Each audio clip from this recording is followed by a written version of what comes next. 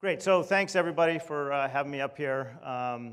Love this conference, and to Dana's note, we're actually just getting ready to go live with our Uberflip implementation, so we're super excited to pull things out of our graveyard and put them into a much more interactive experience. It's gonna help us bridge the gap, so to speak, for what I came into Dun & Bradstreet through the NetProspex acquisition, and so as we're trying to migrate our content onto the D&B platform in combination with them launching a whole new website as well, at the same time, this is gonna be a great bridge and hopefully one that we can leverage all of our content experiences as well. So I wanted to talk a little bit about creating stronger marketing campaigns through better data.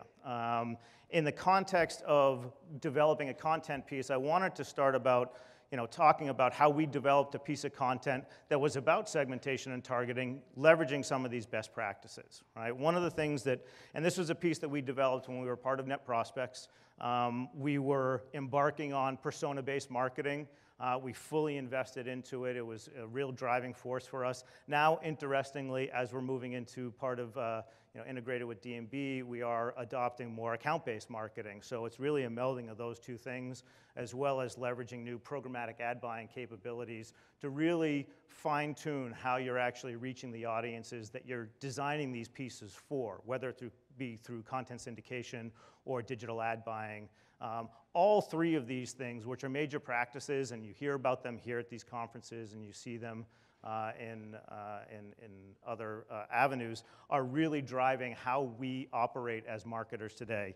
And I like to think of, it says digital marketing. I don't think there's really any digital marketing versus regular marketing. We're leveraging marketing technologies and new ways and capabilities to get our content and our message out there. So one of the things, this content piece, which was about targeting and segmentation, the first thing that we really did was to look internally at ourselves. Like, what makes us unique, right? So we looked at what were the differentiators, who were our competitors, why were we better than those competitors, and what were the intent of this piece, right? We wanted to target content marketers and demand generation professionals, right? That director of demand gen.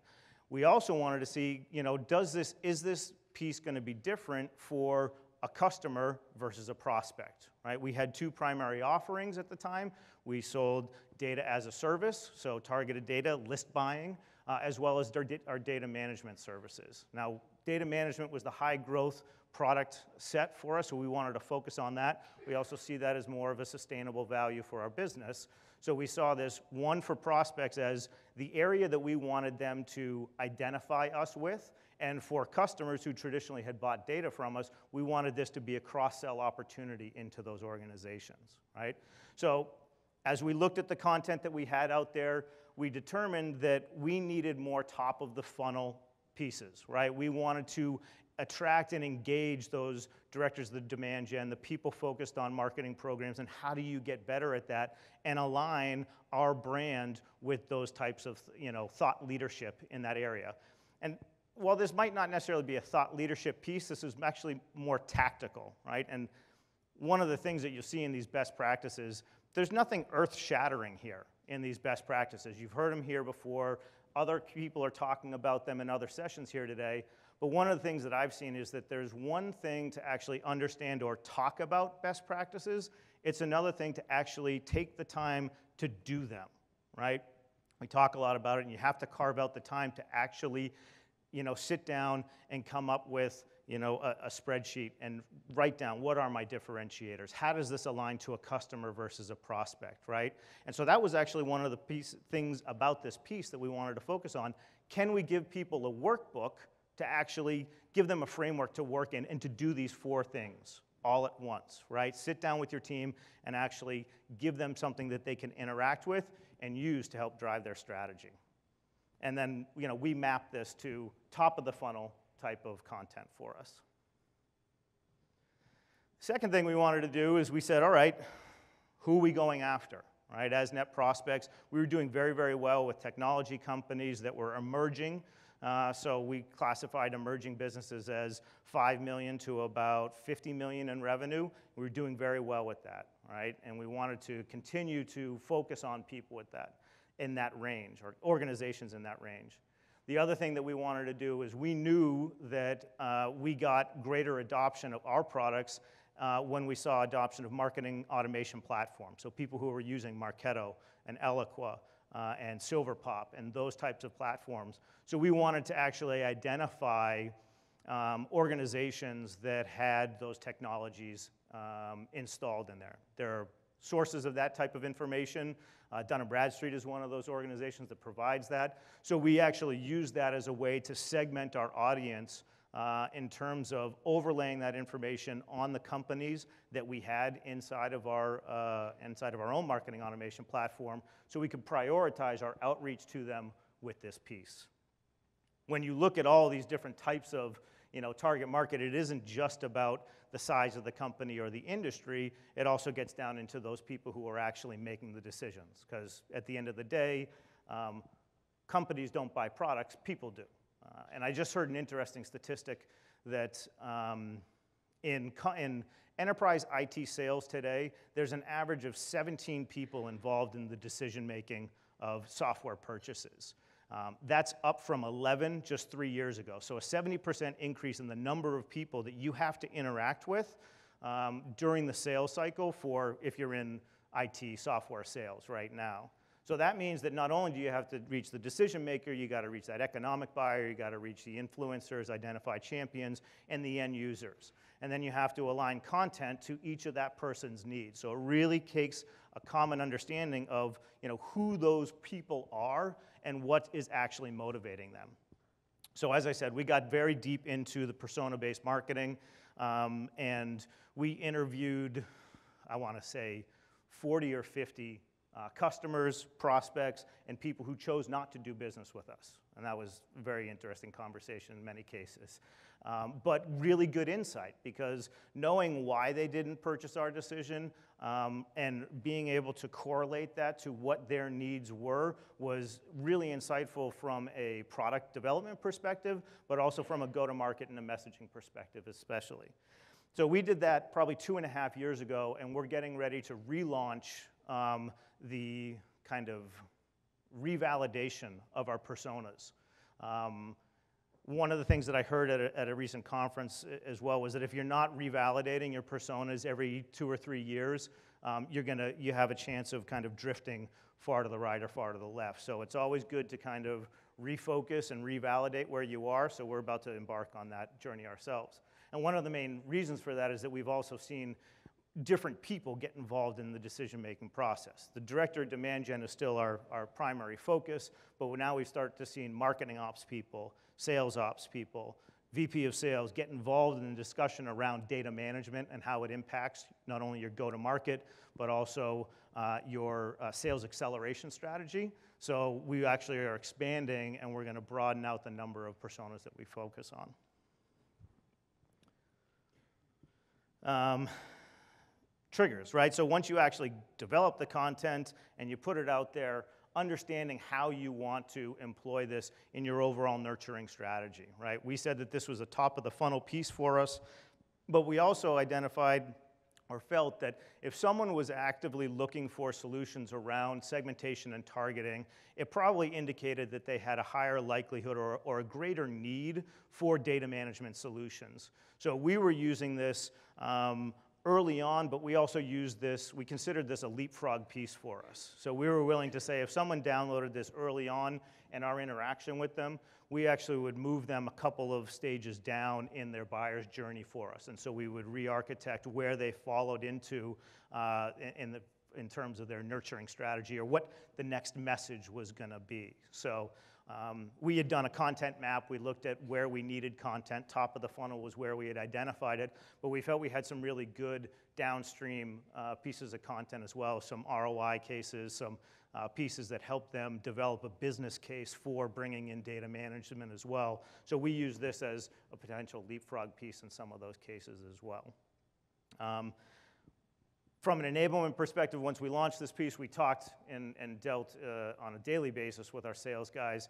This actually coincided with a move from one marketing automation platform to the next. So it was a confluence of a lot of things. Like we were drinking our own champagne, so we were using this migration from one marketing automation platform to the next as an opportunity to cleanse our own data, to complete it, make it more accurate, more actionable, as well as designing pieces and a new nurture streams that enabled us to accelerate people through their buyer's journey, right? And so one of the things that we saw was that, so we were interacting with the sales guys on a daily basis in terms of, we've got these content pieces, if someone's downloading this, or this is a great follow-on piece for someone that you've had an initial phone call with. We were really looking to establish credibility with our buyers or our prospects in terms of, we are following modern marketing practices, we're in the depths of B2B marketing, and we want to develop tools as part of our inbound strategy. We want to develop tools and pieces of content that were useful to our prospects, things that they could actually engage with, that they could turn around and immediately start to apply to their business, right? I come to a conference and I say, if I can walk out of here with 3 actionable things, it's a successful conference for me, right? The challenge, though, is that you hear all these theories, and it's like, okay, so how do I actually, I've got a to-do list that's, 2 pages long. How do I actually find the time to do these types of things? And that's what we were really trying to achieve with this piece. So we looked at, and one of the things that we did, and as you can see on the right side here, we just made simple matrices in this document, right? We want this to be a workbook for our customers to actually say, okay, I can do this. They've given me a template, something to start with, I can engage with it, and if it works, I can start to see results in the content pieces that come out of it. So why does data management and segmentation actually relate to what we do? So Dun & Bradstreet, we've been around for 175 years. We're kind of the de facto standard when it comes to company data. Coming in as NetProspex, we help fill a gap for them on the contact data management side. But we see streams of data coming in at massive volumes, at huge scale every day, right? And we use this as a way to help our customers establish the relationships that they find most valuable to their businesses. And when you think about a lot of these stages in developing this piece of content, we leveraged our data management practices a lot, right? We looked at our data. When we found that we were missing industry information, size of a business by employees, size of a business by revenue, we used our own capabilities to cleanse and enrich that data so we could actually segment more effectively. So when we went to market and we actually created our outbound strategies in terms of what audiences we wanted to reach, we had a very exact figure or total or audience that we wanted to go after, and we knew how many we had internally and how many we wanted to reach externally as well. One of the things that we've seen as well, because we manage data and we publish a benchmark report every year, we're going to release our next one at the end of this month, we process a lot of data. So from a content management side, we processed almost 700 million records last year through our Workbench platform. And we analyzed this data to help provide some insight in. What we found was, when you think about segmentation and targeting, most organizations are struggling with the types of data that help you understand and create those audiences and target groups within your own marketing automation platform or your CRM platform. Size of a company, industry that they're in, revenue info, and as well as title info on the contacts as well. So, struggling with this, we struggled with it ourselves until we started to adopt and drink our own champagne. So, once we made this transition to the new CRM platform, to the new marketing automation platform, we used our data management practices, and when we went to market with this piece, we saw an increase of weekly opportunity creations by about 60%, right, after we did this transition, and we did it. Part of the reason was we were looking at content pieces like this. We were fully engaged with people through our marketing automation nurture streams, and we used it as a way to it becomes a cyclical process. You want to continually do this to make sure that as inbound data flows in, that it's complete, it's actionable, and it's accurate, and then manage that over time, because data does degrade over time. So I just kind of talked about, when you capture that data, you want to make sure, you want to reduce the barriers to entry, right? So we talked about earlier today about making content as free as possible. Well, you do have to balance that in some cases with certain content pieces and the registration forms, but reduce the number of form fields that are required. We append data on the back end in our own system, so you don't have to put in industry information. Everybody says that people lie on forms. I don't necessarily think that's true. I like to give people the benefit of the doubt. I think that people just may not know how many employees they have in their organization or what the revenue is of their business if you're in a large organization. So we can do that on the back end. So at the end of the session, everybody here will get emailed our 4 stops on the way to better segmentation and targeting. It's a workbook that you guys can use.